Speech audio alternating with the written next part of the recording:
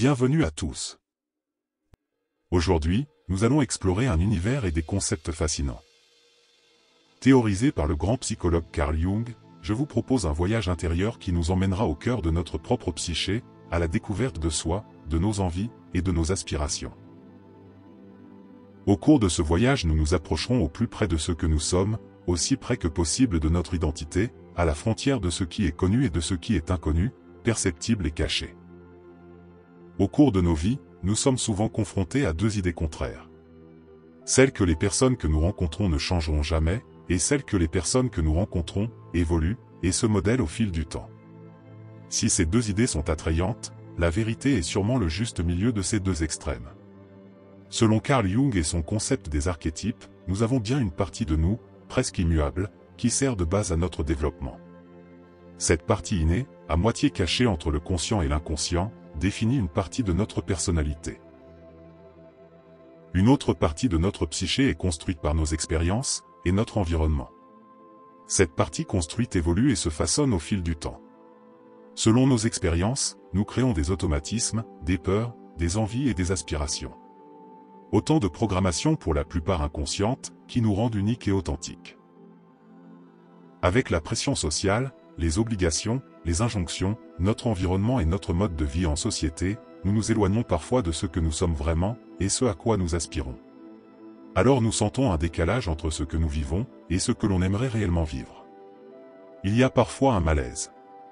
Le fait que des parties de notre psyché nous soient cachées et inaccessibles de prime abord, ne nous facilite pas vraiment la tâche. Et il arrive alors que le corps nous demande de nous arrêter un instant. De faire une pause, pour mieux nous regarder, et reprendre le contrôle. Nous sommes alors amenés à nous découvrir, voire à nous redécouvrir. Cette exploration intérieure, et la connaissance de soi, nous permet de nous aligner sur ce que nous voulons réellement faire ici. Et le psychologue Carl Jung nous offre un concept extraordinaire, l'individuation. Pour Jung, l'individuation est un processus de transformation intérieure qui nous permet de devenir la personne que nous sommes réellement appelés à être. Nous allons explorer en profondeur son concept d'individuation, ainsi que le rôle essentiel de l'isolation et de l'introspection dans le cheminement vers la connaissance de soi. Préparez-vous pour un voyage introspectif qui vous rapprochera de votre authenticité et de votre propre voix. Contrairement à Freud, Jung croyait que la vie spirituelle était une force motrice essentielle dans la psyché humaine. Pour parler d'individuation, il faut comprendre l'inconscient de Jung. Pour Jung, l'inconscient est bien plus que des pulsions refoulées. C'est un vaste réservoir d'images, de symboles, d'instincts et de forces archétypales qui façonnent notre personnalité. C'est le concept d'inconscient collectif. Jung pensait qu'il y avait chez l'homme un inconscient collectif rempli de formes, de mythes, d'histoires et d'images. Derrière la culture humaine, son art, son ingénierie et ses constructions, les idées trouveraient leur source dans cet espace collectif commun à toute l'humanité. Bien que pour Jung et son concept d'inconscient collectif, chaque personnalité est façonnée de plusieurs forces et énergies différentes. Les concepts comme l'ombre, l'anima et l'animus, le sage, s'entrelacent pour former notre psyché, nos habitudes et nos comportements. L'individuation passe alors par la connaissance de soi. Pour Jung, la connaissance de soi et son acceptation permet d'être réellement authentique. L'introspection et l'exploration qui en découlent nous amènent à mieux nous comprendre, à mieux appréhender nos envies, et à découvrir nos réelles aspirations ici. C'est une quête d'authenticité et d'intégrité personnelle, un cheminement vers la réalisation du soi. On pourrait résumer que c'est un processus par lequel une personne devient consciente de ses aspects inconscients et intègre ses parties dans un tout cohérent.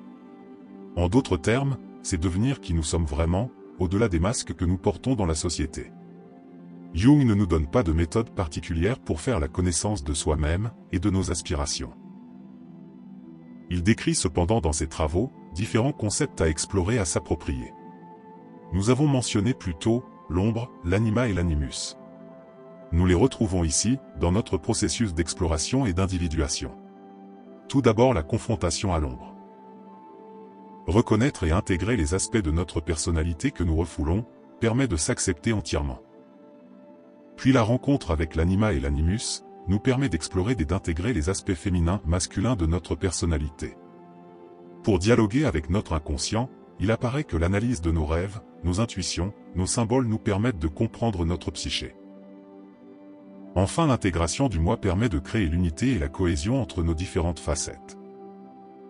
Chaque personne étant différente, il n'y a pas de méthode universelle pour mieux se connaître. Le premier pas vers la connaissance de soi est déjà la prise de conscience qu'il y a des choses à découvrir en soi. Et si vous écoutez cette vidéo maintenant, il apparaît déjà que vous en avez pris conscience. Des exercices d'introspection comme tenir un journal de rêve, prendre du temps pour méditer ou faire une psychanalyse, vous permet de vous interroger sur vous-même et de prendre le temps de vous découvrir. L'introspection mène à la connaissance de soi. Et la connaissance de soi mène à l'individuation.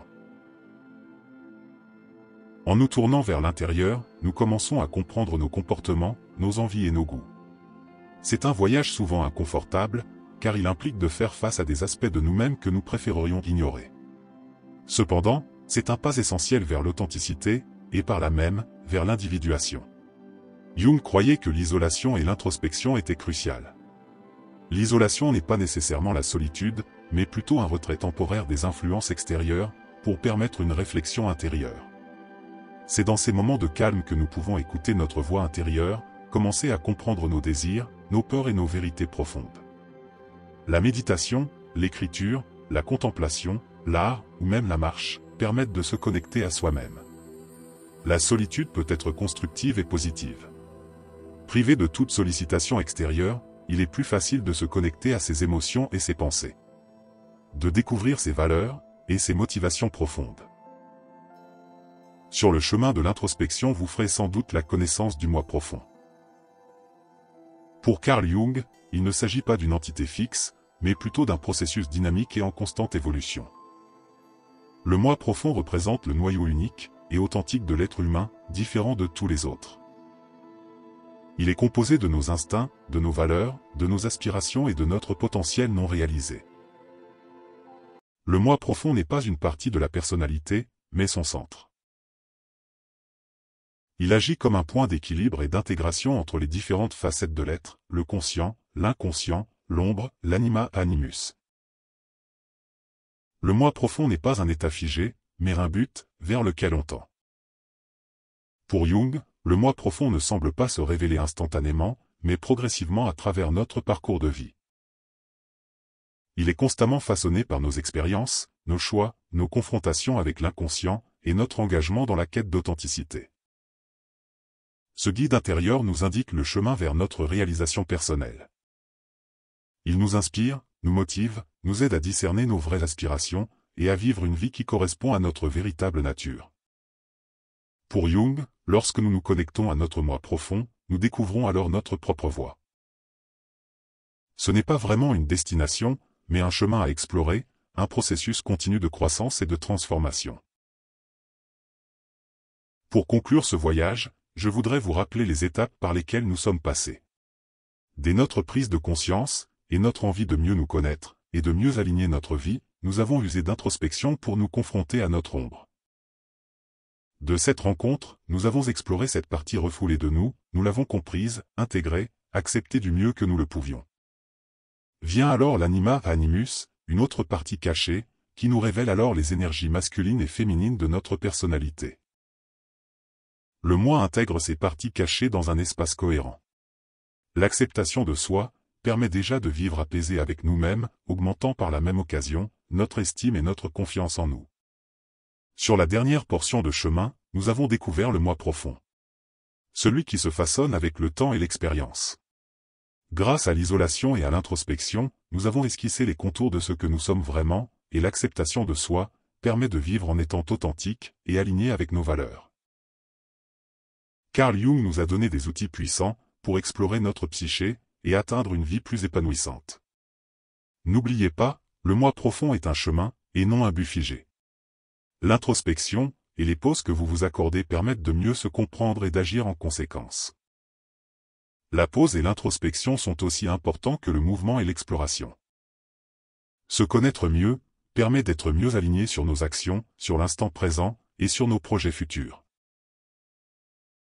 Si vous avez apprécié cette exploration de la psychologie jungienne, n'oubliez pas du pouce bleu, de vous abonner et de partager cette vidéo avec ceux qui pourraient bénéficier de ces idées. Merci d'avoir regardé, et à bientôt pour une nouvelle aventure introspective.